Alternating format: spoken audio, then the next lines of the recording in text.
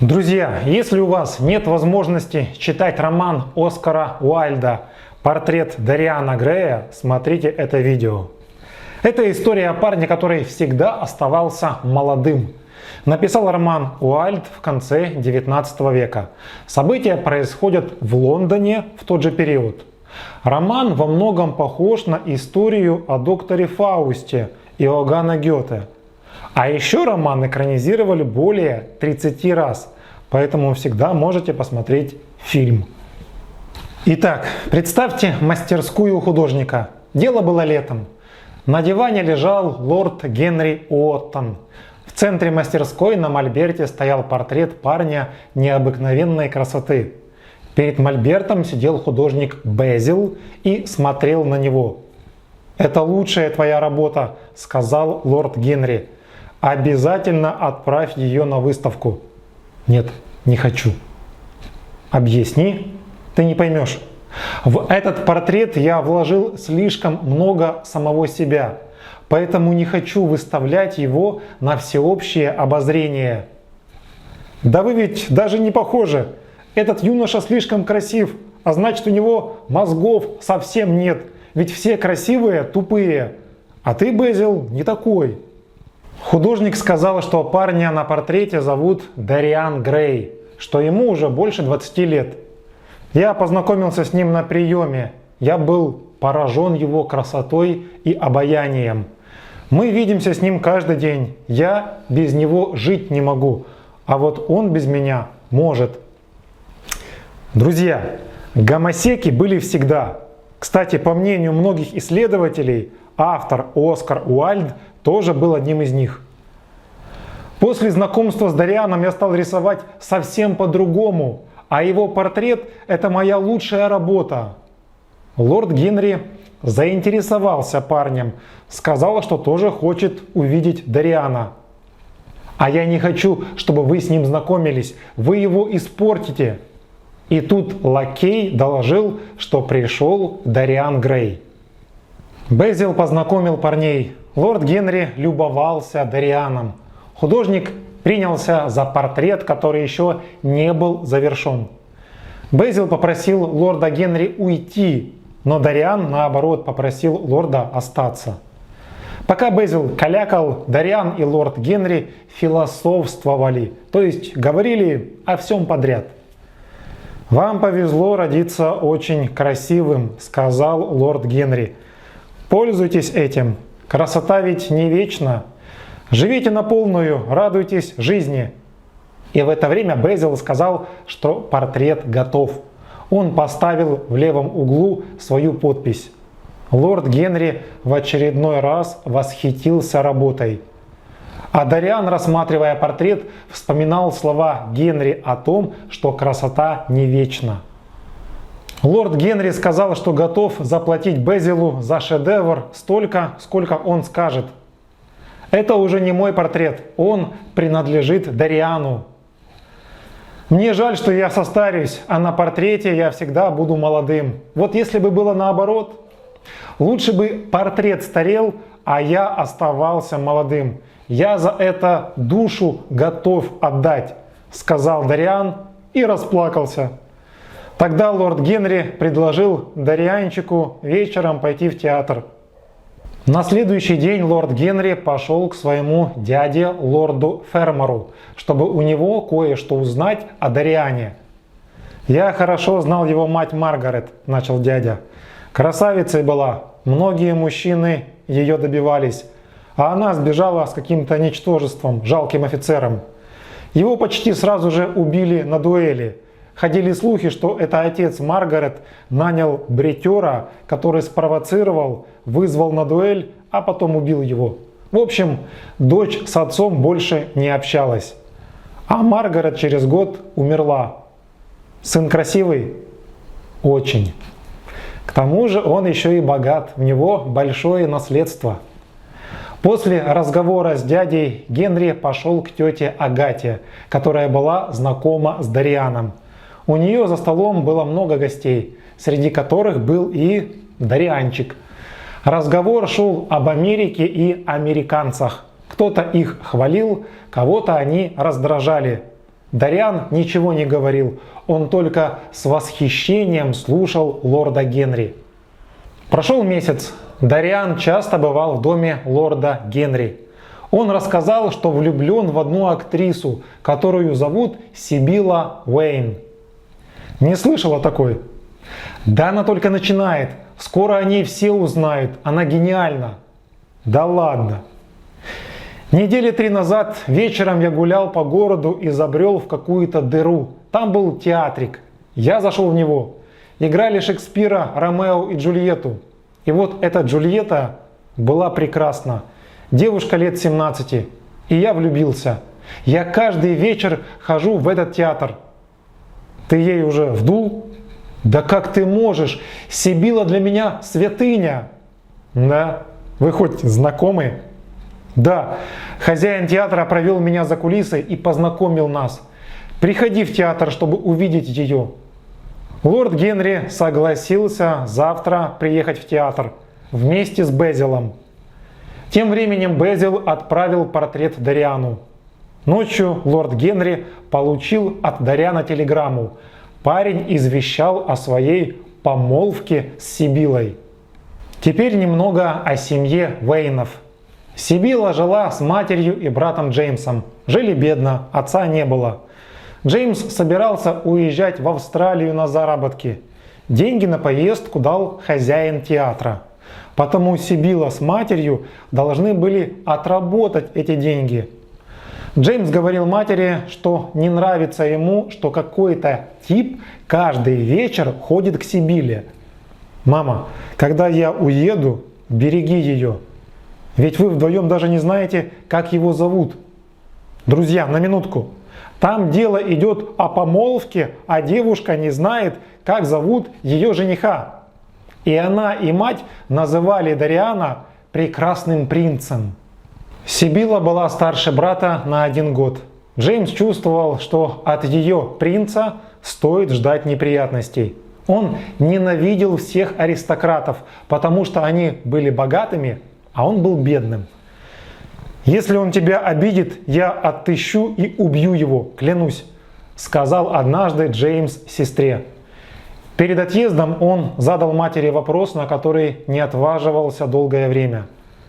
«Мама, ты была замужем за моим отцом?» «Нет, он был женатым, и если бы не умер, то обеспечил бы нас. Он был знатного рода».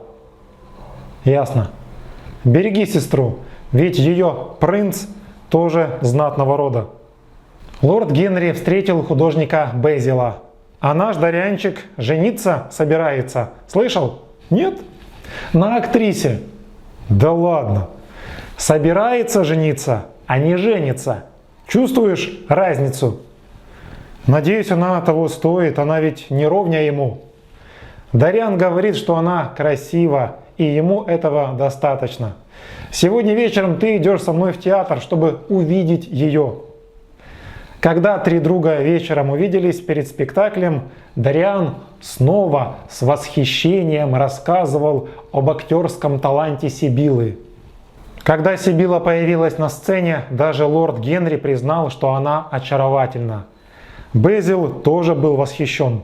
Но вот когда она открыла рот, парни были в шоке. Ничего общего с талантом там и близко не было. Пустой текст, неправильные интонации и так далее. Даже Дариан побледнел. Парни тактично молчали, видя бездарную игру актрисы. Но зрители в зале не молчали, они свистели. После окончания второго действия лорд Генри встал. «Дариан, она очень красива, но играть она не умеет. Я ухожу». «Может, она нездорова?» – предположил Безил. «Мы придем другим разом». «Парни, простите, мне очень неудобно. Я не знаю, что с ней случилось. Сегодняшняя игра – это ужас». Лорд Генри попытался успокоить друга. «Да ладно, проехали. Женитесь, все равно она после этого не будет актрисой. Это не ее. Она красива, этого хватит». Лорд Генри и Безил ушли, а Дариан остался смотреть дальше. Половина зрителей тоже ушла. После окончания Дариан зашел за кулисы к Сибиле. Она была радостной. Что-то я сегодня слабовато сыграла. Правда, любимый? Ужасно.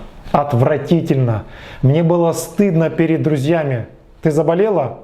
Нет, я счастлива, потому что у меня есть ты. А все остальное в этом театре жуткая подделка. Я его ненавижу. «Сегодня ты убила мою любовь», — сказал Дариан девушке. «Теперь ты мне не интересна, ты пустая и ограниченная. Я никогда не хочу тебя больше видеть. Лучше бы я тебя не знал. Ты испортила самое прекрасное в моей жизни». Дебил. Девушка затряслась от страха. Она упала перед его ногами, просила прощения, умоляла, унижалась, рыдала. Дариан смотрел на нее сверху вниз и ухмылялся, а затем ушел. Он бесцельно бродил по городу до самого утра. Затем пошел домой. Проходя мимо своей библиотеки, Дариан увидел портрет. Он подошел к нему и заметил, что изображение как будто бы чутка изменилось. В складках рта чувствовалась жестокость. «Странно, этого раньше не было», — подумал Дариан. Он вспомнил, как в мастерской Безела сказал, что хотел бы, чтобы портрет старел вместо него, чтобы все следы пороков и страстей принимал на себя портрет, а он сам оставался бы красивым и безупречным. Дариан подумал о Сибиле, о том, как он был жесток с ней. Он решил после сна пойти к девушке, чтобы извиниться и предложить выйти за него замуж. Дариан проснулся в час дня, поел и снова пошел взглянуть на свой портрет. Может, мне утром показалось, что портрет изменился? Но нет, портрет реально изменился. 3 часа Дариан втыкал, глядя на портрет. Он думал, что ему нужно стать добрее. Пришел лорд Генри. Дариан сразу закрыл портрет, чтобы друг его не увидел. «Дариан, вы как, в порядке?» «Да». «Ну и слава богу. А то я уже подумал, что мало ли. Что думаете делать?» «Я женюсь на Сибиле». «Ясно, значит, еще не знаете». «Во всех газетах уже написали. Сибила того. Покончила с собой. Прямо в театре. Яд выпила. Пожалуйста, не принимайте это близко к сердцу». Дариан его почти не слушал. Он думал о Сибиле. Понимал, что это из-за него она покончила с жизнью. Но при этом Дариан был относительно спокоен. Он не терзался, а воспринял трагедию как свершившийся факт. «Это нормально, друг мой, вам еще повезло. В моей жизни не было такой женщины, которая бы из-за любви ко мне покончила с собой. Кстати, идемте вечером в оперу, вы там развеетесь». На следующее утро к Дариану пришел Безел. Он волновался за друга, как бы тот сам не покончил с собой после смерти Сибилы. Был уверен, что Дариан ездил к матери девушки, чтобы утешить ее. И до чего же он был изумлен, когда узнал, что Дариан вчера спокойно пошел в оперу. «Дорогой Безел, у матери Сибилы есть еще сын, так что с ней все будет в порядке. И хватит уже об этом, проехали». Безел не мог поверить в то, что слышал. Он понял, что на друга очень сильно повлиял циник лорд Генри. «Вы уже не тот Дариан, чей портрет я писал». «Ну, почему не тот? Я вчера даже немного поплакал. Я ужасно страдал. Потом, правда, попустило». «Дариан, почему вы закрыли ширмой портрет? Я хочу взглянуть на него». Дариан вдруг подскочил и встал между художником и портретом. «Нельзя. Не хочу, чтобы вы на него смотрели». «Дариан, вы так шутите? Вы мне запрещаете смотреть на портрет, который написал я и который я вам подарил, верно?» «Верно». «Да. Осенью я хочу отправить портрет на выставку в Париж. Всего на месяц. Вы ведь не станете возражать?» Дариан побледнел, покрылся холодным потом.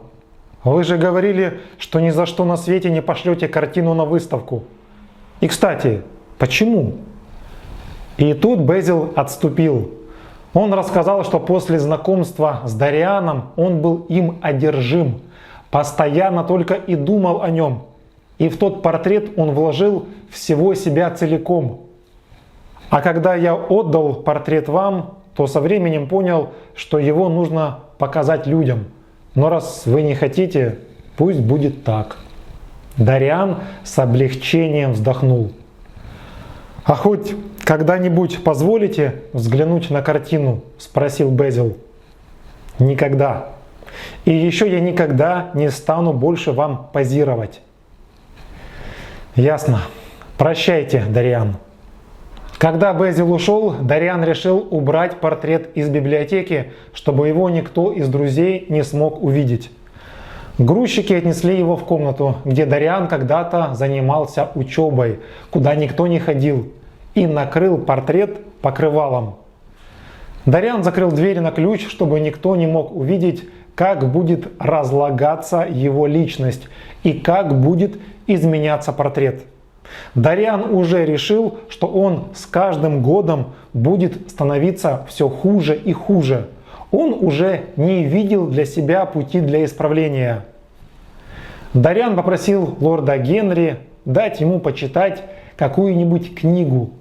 Тот дал ему психологический роман, который Дариан читал с огромным удовольствием.